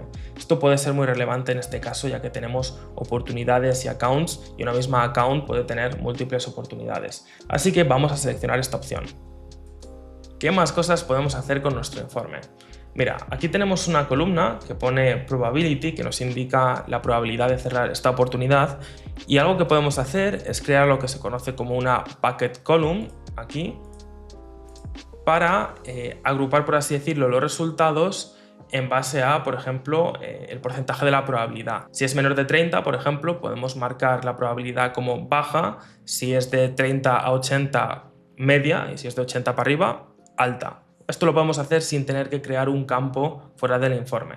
Para hacerlo vamos a seleccionar aquí el campo correspondiente, Probability, lo vamos a llamar Probability Summary, por ejemplo.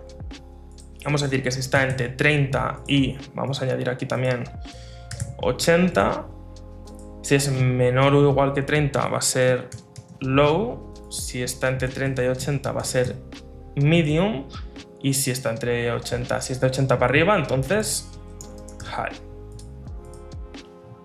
Vale, vemos que se nos añade aquí abajo, vamos a subirlo, lo ponemos junto a Probability, y como ves, en este caso pues 10 obviamente aparece como Low, 100% obviamente es High. Digamos que es una forma de clasificar nuestros registros sin tener que crear un campo del tipo fórmula fuera del informe. Y llegados a este punto, te preguntarás, oye, pero ¿qué oportunidades me están apareciendo aquí? Y es que tenemos una opción que son los filtros, donde podemos filtrar entre qué tipo de oportunidades queremos mostrar. En mi caso voy a dejar aquí All Opportunities. La fecha, sin embargo, voy a poner que sea irrelevante, ¿vale? Que la close date sea cualquiera. Y al hacerlo me van a aparecer muchos más resultados. Los filtros al final vas a tener que jugar con ellos en base a lo que quieras conseguir. Si por ejemplo quieres ver las oportunidades de un año en concreto, puedes filtrarlas por las de ese año. En mi caso, para esta demostración, quiero ver todas las oportunidades. Y dicho esto, creo que no me dejo nada importante. Podemos añadir también aquí un chart, un gráfico, aunque en este caso tampoco nos va a mostrar nada más relevante que las distintas etapas de la oportunidad. Pero bueno, así ves las distintas opciones que tenemos. Y dicho esto, vamos a guardar ya por fin nuestro informe. Le damos a Save and Run. Voy a llamarlo Opportunity List. Y aquí viene algo muy importante, y esto puede ser pregunta de examen. Tiene que ver con dónde guardamos los informes y también aplica a los dashboards, a los paneles. Todos los informes y dashboards los guardamos siempre en carpetas. Esto es muy importante porque la visibilidad de estos informes viene determinada por quién tiene acceso a las carpetas. Es decir, este informe no lo podemos compartir de forma individual con otras personas, sino que compartimos el acceso a la carpeta y esa persona va a poder ver todos los informes y todos los dashboards de dicha carpeta, ¿vale? En este caso está en una carpeta privada, ¿vale? De forma predeterminada. Podría compartir esta folder, esta carpeta privada, pero otra cosa que podemos hacer es directamente guardarlo en una carpeta pública, y esta carpeta ya está compartida con el resto de usuarios, ¿vale? Que es lo que voy a hacer yo ahora. Entonces le damos aquí, Select Folder, y vamos a guardarlo. Vale, varias cosas muy importantes. Por un lado, nos aparecen aquí todos los registros, todas las oportunidades de nuestro informe. De hecho, si bajamos aquí las podemos ver en detalle. Pero lo máximo que nos va a mostrar Salesforce en esta pantalla es 2000 registros, y esto es pregunta de examen. Luego tenemos aquí este número que nos indica todas las cuentas, todos los clientes únicos que aparecen en esta oportunidad, que es lo que habíamos activado antes de Unique Summary. Y de hecho, si bajamos, nos aparece también dividido por cada una de las etapas. Si no queremos ver los subtotales, no te preocupes que los podemos eliminar aquí simplemente. Incluso también el grand total, aquí también lo podríamos omitir. En este caso sí que tiene utilidad dejarlo. Y aquí hay otra opción que es interesante, que es el Enable Field Editing. Esto lo que nos va a permitir es actualizar directamente los registros desde aquí, desde el informe. Es decir, si queremos actualizar, imagínate, la amount de esta opportunity, podríamos simplemente, bueno, en este caso, justo para este campo no está disponible el inline editing, pero por ejemplo sí que nos dejaría cambiar el nombre directamente desde aquí y se actualizaría directamente en nuestro registro, ¿vale? También te pueden preguntar por esto en el examen. El gráfico lo podemos quitar, que casi nos está estorbando más que otra cosa. Y vemos que incluso aquí también podríamos aplicar distintos filtros que automáticamente filtrarían el informe. Ahora supongamos que queremos exportar este informe fuera de Salesforce. Simplemente hacemos clic aquí y creo que lo estoy tapando como siempre con mi cabeza, pero hay aquí una opción que pone Export. Y como ves, estos son los dos formatos que nos deja Salesforce para exportar. Por un lado tenemos el XLS, bueno, tenemos XLSX también, son dos distintos de Excel. Y luego tenemos el famoso CSV, ¿vale? Esto también puede ser pregunta de examen, qué distintos formatos tenemos disponibles para exportar el informe, así que te lo vas a tener que aprender de memoria. Vamos a cancelar.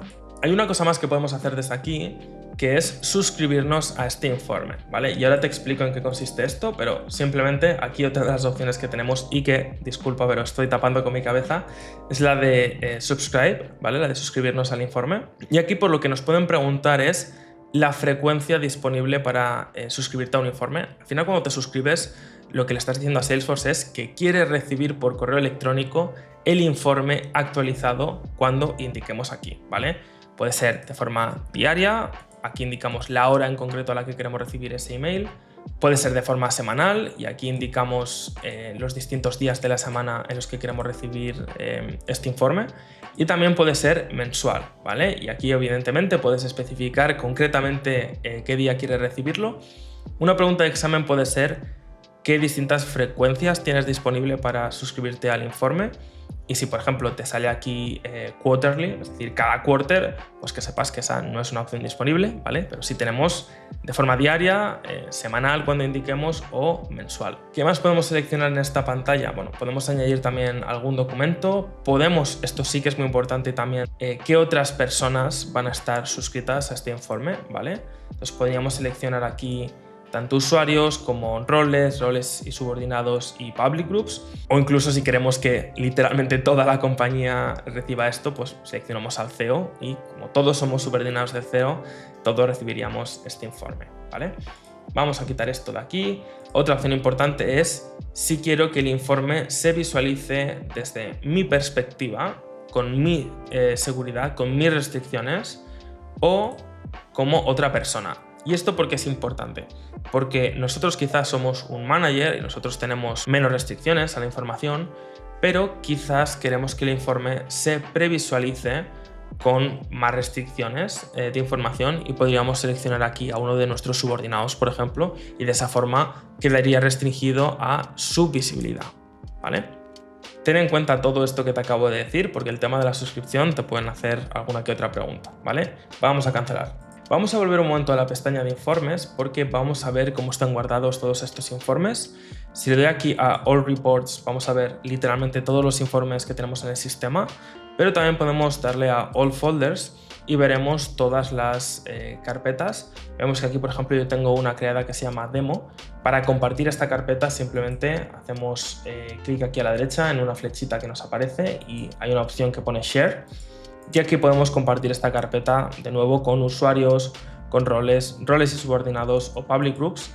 Y al hacerlo vamos a compartir automáticamente todos los informes que incluya esta carpeta, ¿vale? Nos queda una cosa más por ver que es muy importante, que son los tipos de informe que tenemos en Salesforce, ¿vale? Son 4 tipos y también te los tienes que aprender de memoria porque te vas a encontrar alguna pregunta casi seguro. El primero de ellos es el famoso informe tabular, que es el más simple de todos porque básicamente es mostrar todos los datos en una tabla simple como si fuera la típica hoja de cálculo de Excel. El segundo tipo es el Summary Report, informe del tipo Summary. que básicamente la única diferencia es que tenemos agrupada la información por filas. Y en este caso, el campo que hemos utilizado para agrupar la información es el propietario de la oportunidad.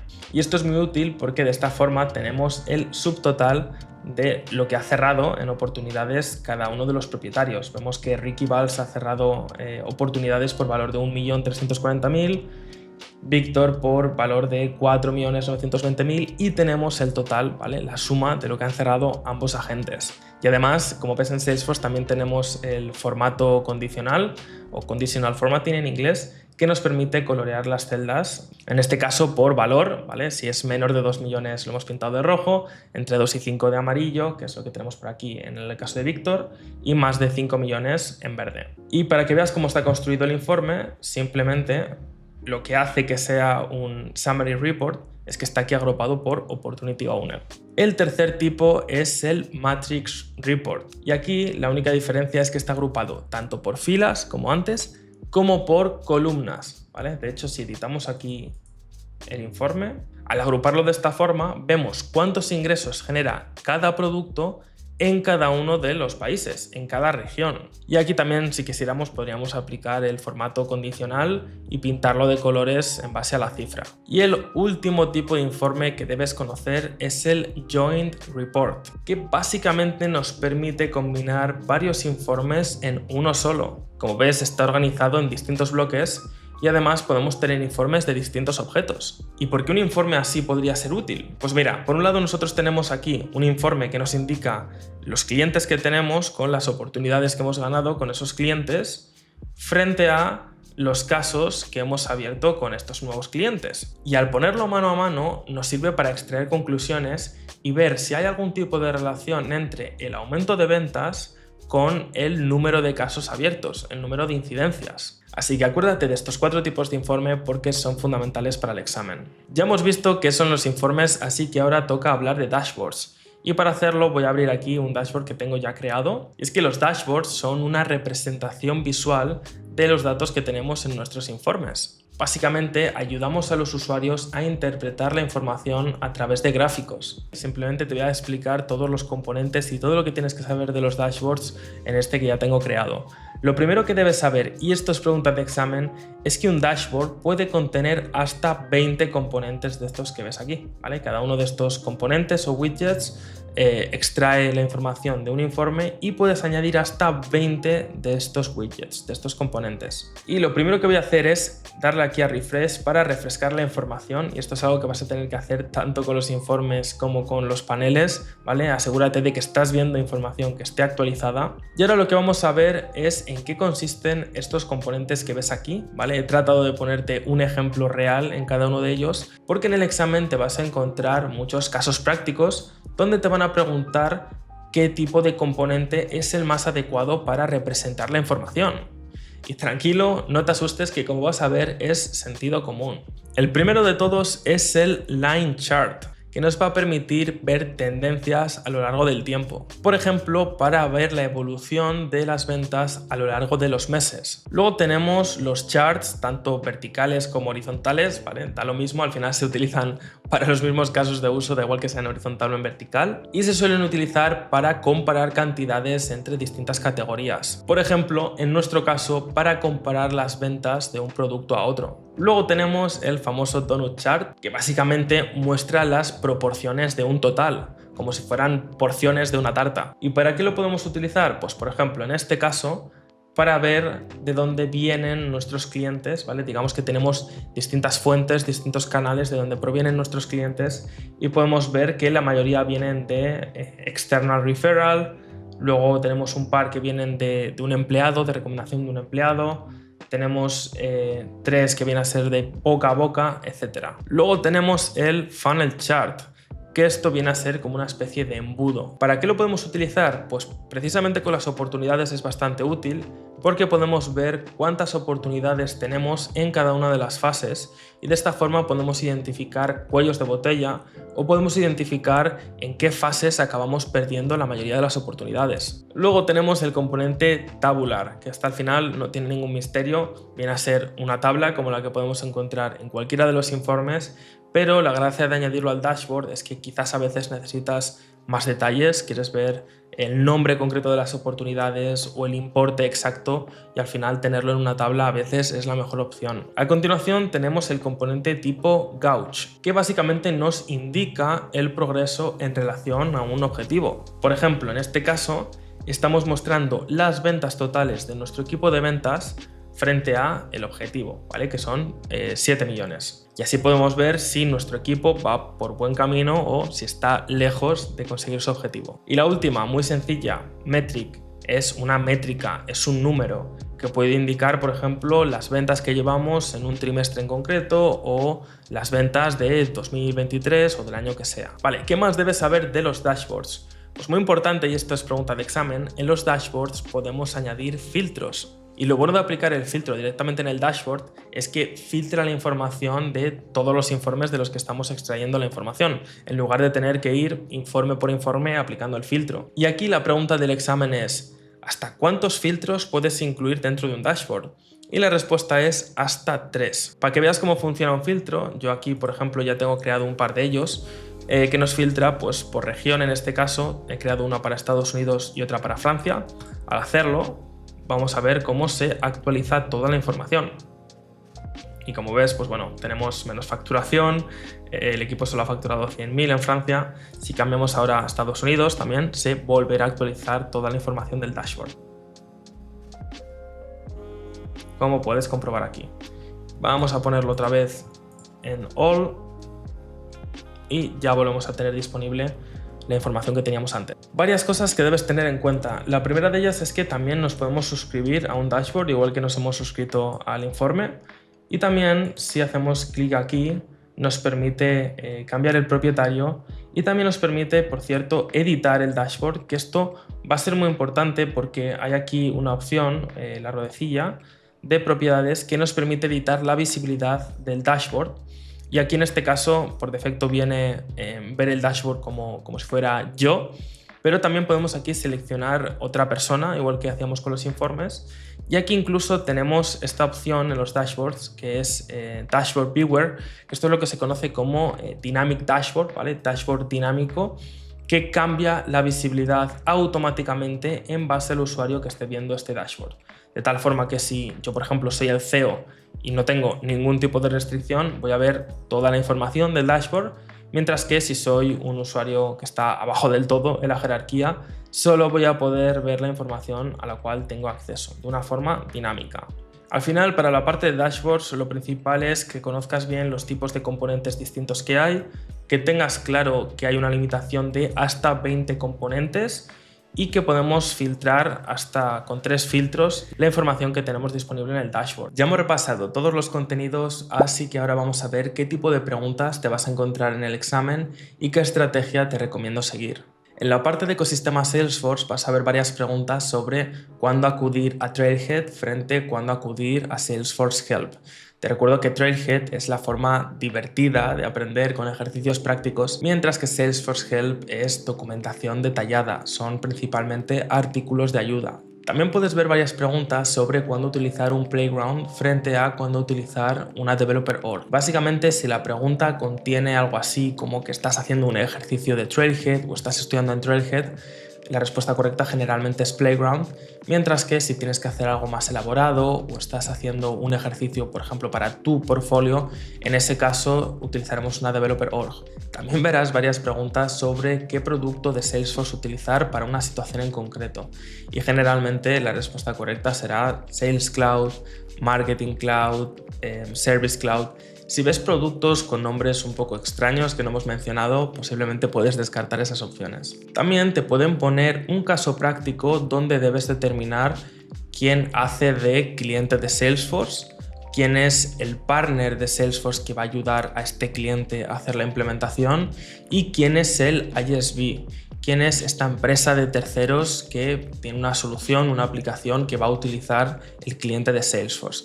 ¿vale? Tendrás que tener claros los roles. Y hablando de roles, también tienes que conocer bien los roles que hemos visto en Salesforce, porque te pueden poner un caso en el que, por ejemplo, hay que crear un nuevo informe y tienes que determinar qué persona es la más adecuada para crear dicho informe, que como ya sabes es el administrador del sistema. En la parte de navegación vas a ver muchas preguntas relacionadas con la Global Search Bar, la famosa barra de búsqueda que ya hemos visto en la que podemos buscar entre todos los registros del sistema. Y te pueden poner una pregunta del estilo: tienes que buscar una cuenta y no te acuerdas bien del nombre. ¿Dónde vas a hacer esa búsqueda?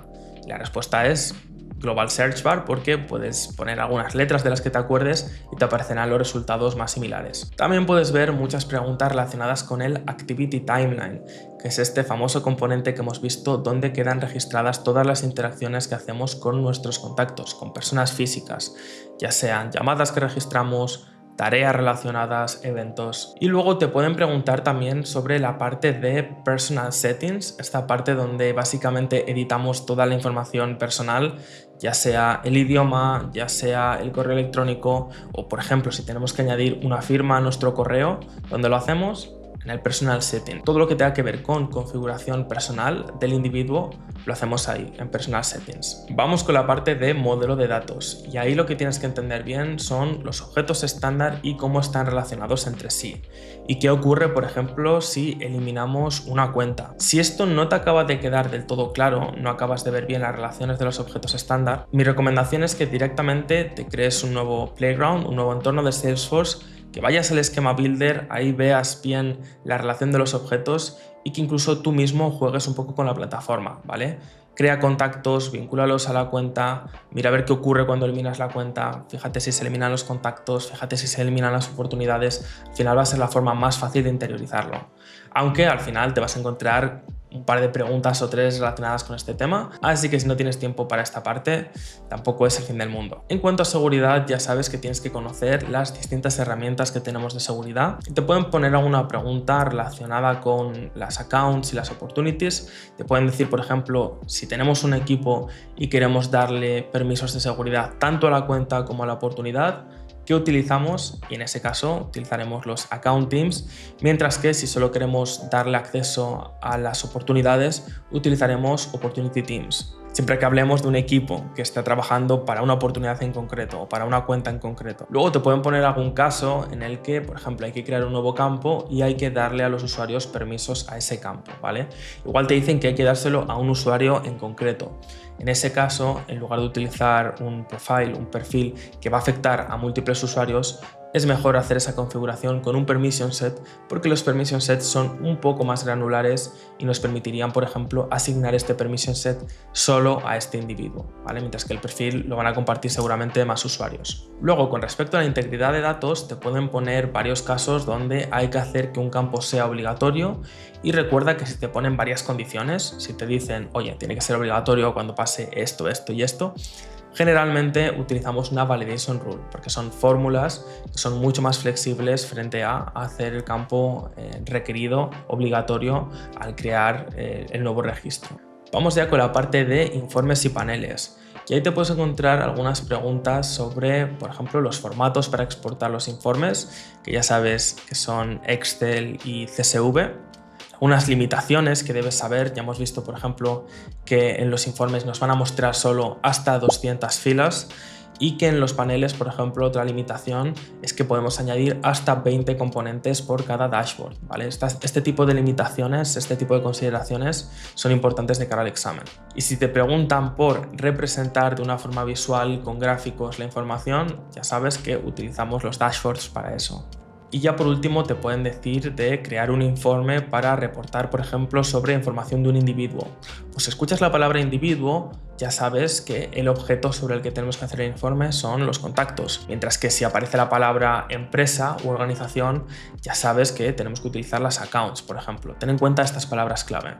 Luego hay otro tipo de preguntas que no sé muy bien cómo clasificarlas, pero también te pueden preguntar por ellas, y tienen que ver más sobre cómo funciona Salesforce en un proyecto real o para una empresa, y te pueden hacer preguntas, por ejemplo, como qué hay que hacer si hay una nueva actualización de Salesforce, ¿vale? Si hay que descargar algo como administrador, básicamente no hay que descargar nada, ¿vale? Ocurre automáticamente en ciertas fechas del año, así que tú como administrador no tienes que hacer nada, no tienes que instalar nada, no tienes que descargar nada. Y también te pueden preguntar cuándo utilizar, por ejemplo, un sandbox frente a un entorno de producción, ¿vale? Esto es verdad que no lo hemos tratado en la guía porque creo que es un poco más avanzado, pero por si acaso te preguntan por esto, básicamente el entorno de producción es el entorno donde trabajan nuestros usuarios en el día a día, mientras que un sandbox es un entorno en el que nosotros desarrollamos, hacemos pruebas, implementamos y ya si todo va bien, entonces ya sí lo pasamos a producción, ¿vale? Ten esto en cuenta porque en la propia pregunta puede haber alguna palabra clave que te dé una pista. Por ejemplo, si te dicen que hay que testear, que hay que desarrollar, pues todo esto generalmente se hace en sandbox, mientras que en producción simplemente se despliega y luego, por supuesto, sí que se hacen pruebas, ¿vale? Pero lo que es el desarrollo no ocurre generalmente en producción, ¿vale? Ocurre siempre en un entorno seguro, en un entorno de pruebas, que es un sandbox. Ok, vamos a hablar de estrategia de cara al examen. En primer lugar, te recomiendo solicitar tiempo extra si el inglés no es tu lengua materna, porque creo que te va a dar tranquilidad sabiendo que el tiempo no va a ser un problema, sabiendo que tienes tiempo de sobra para leer las preguntas con calma, y creo que si sobre todo el inglés no es tu punto fuerte, al final no te cuesta nada y es algo que te va a aportar de cara al examen. Así que solicita tiempo extra, ya sabes que te he dejado las instrucciones en la descripción, así que échale un vistazo. Luego ya, una vez comience el examen, mi recomendación es que hagas una primera vuelta donde solo respondas aquellas preguntas que sabes 100%. Es decir, las que tú leas la pregunta muy rápidamente y apenas leerla ya sabes la respuesta, quiero que contestes esas primeras preguntas, ¿vale? Te recuerdo que son 40 preguntas en el examen, así que quizás en esta primera pasada solo eres capaz de responder unas pocas, ¿vale? Igual 10 como mucho. No te preocupes, lo que quiero en esta fase es que vayas cogiendo confianza con el examen y una buena forma de coger confianza es responder aquellas que sabes sí o sí que son correctas. Si la pregunta es muy larga o no acabas de entenderla o tienes que detenerte demasiado, no te detengas, ¿vale? En esta primera fase quiero que vayas rápido, que simplemente contestes en una primera pasada las que tú sabes que son correctas. En la segunda vuelta, sin embargo, ahí sí que ya te recomiendo hacerlo de una forma mucho más sosegada y leerte las preguntas enteras con un poco más de calma. Y ahora sí ya contestar las que a primera vista te parecen correctas. Y en esta segunda fase vas a ver que vas a poder contestar muchas más preguntas porque ya no estamos hablando de un primer vistazo, sino que al leer la pregunta con calma vas a tener tiempo de pensar y ahí sí que vas a ser capaz de contestar más preguntas. De hecho, como son 3 opciones, mi recomendación es que juegues al descarte, ¿vale? Porque siempre va a haber una opción que tú sabes que es incorrecta o no te cuadra o ese concepto no lo has escuchado en tu vida, no lo has leído en ningún sitio, entonces sabes que lo puedes descartar y entonces ya estamos jugando con 2 opciones y por tanto tienes un 50% de acertar esa pregunta. Pero es muy importante esto que te acabo de decir, de que si no conoces la palabra, si no te suena, seguramente es porque no es la correcta, porque en esta guía hemos repasado todos los contenidos, he hecho hincapié en todo lo que me parece más importante y por tanto debería por lo menos de sonarte. Y luego ya en la tercera vuelta, ahí lo que te recomiendo es que te centres en aquellas preguntas que de verdad no sabes, no tienes ni idea, ¿vale? Si son 40 preguntas, quizás hay 4 o 5 preguntas que de verdad no tienes ni idea. Y ahí sí, dedícale todo el tiempo que necesites, con calma, juega al descarte, piensa, ve para atrás, para adelante, ¿vale? Piensa que tienes bastante tiempo gracias a ese tiempo extra. Así que en esta tercera vuelta quiero que vayas directamente por las preguntas más complicadas. Y realmente con estas 3-4 vueltas que hagas vas a estar más que preparado para entregar ya el examen y seguro que vas a aprobar. Así que ahora que has visto los contenidos importantes y hemos visto qué tipo de preguntas y estrategias seguir de cara al examen, ¿cuáles son tus siguientes pasos? Pues mira, antes de presentarte al examen te recomiendo que hagas algún test práctico, algún examen práctico, porque creo que te va a dar confianza y te vas a acostumbrar un poco al formato de las preguntas. Y aquí hay 2 opciones que te recomiendo. Por un lado tienes los exámenes prácticos de Focus on Force, que son de pago pero son bastante fiables, ¿vale? Cuestan unos $24 y es la opción que suelo utilizar yo con exámenes un poco más complicados. Pero en este caso tienes una opción gratuita que son los exámenes prácticos de Salesforce Pen. Son gratis y te dejaré ambos recursos en la descripción para que le eches un vistazo. Cualquier opción o incluso ambas opciones te va a ayudar a darte más confianza, a que te acostumbres al examen, así que te animo a que hagas alguno de estos test prácticos. Y luego, como estoy convencido de que aprobarás el examen de Associate, el siguiente paso lógico suele ser ir a por la certificación de administrador, que ya te aviso que es más complicada, te llevará más tiempo, pero también es más gratificante y también tiene un impacto mayor de cara a tu currículum y de cara a que te incorpores al mercado laboral. Y te garantizo que puedes aprobar ese examen igual que han hecho miles de personas, simplemente hay que ir poco a poco dando los pasos adecuados y además por suerte tienes en este mismo canal una guía oficial también del examen de administrador que dura varias horas, pero hacemos juntos un ejercicio práctico y repasamos todos los contenidos igual que hemos hecho para el examen de Associate, así que es un gran punto de partida si quieres presentarte también al examen de administrador. Te dejo el vídeo en las tarjetas y en la descripción. Por último, si tu objetivo es conseguir empleo en el sector Salesforce pero te sientes un poco perdido, nosotros ofrecemos un programa de asesoramiento profesional donde te ayudamos a conseguir tu objetivo. Hemos ayudado ya a decenas de personas de todas las edades que no tenían experiencia en el sector tecnológico a hacer esta pequeña transición para poder dedicarse a lo mismo que yo, a ser consultor Salesforce. Literalmente te revelo todo lo que me hubiera gustado saber a mí cuando yo estaba comenzando, porque lamentablemente este sector es bastante hermético y por eso hago tanto trabajo de divulgación. Además, solo por haber completado esta guía tienes un cupón de descuento del 20% con el código ASSOCIATE20. Así que si te interesa te dejo el enlace en la descripción y en el primer comentario. Mucha suerte para el examen de Associate, estoy seguro que vas a conseguir aprobar y puedes suscribirte al canal si este vídeo te ha servido y si quieres ver más vídeos sobre Salesforce en español. Así que muchas gracias por llegar hasta el final y nos vemos pronto.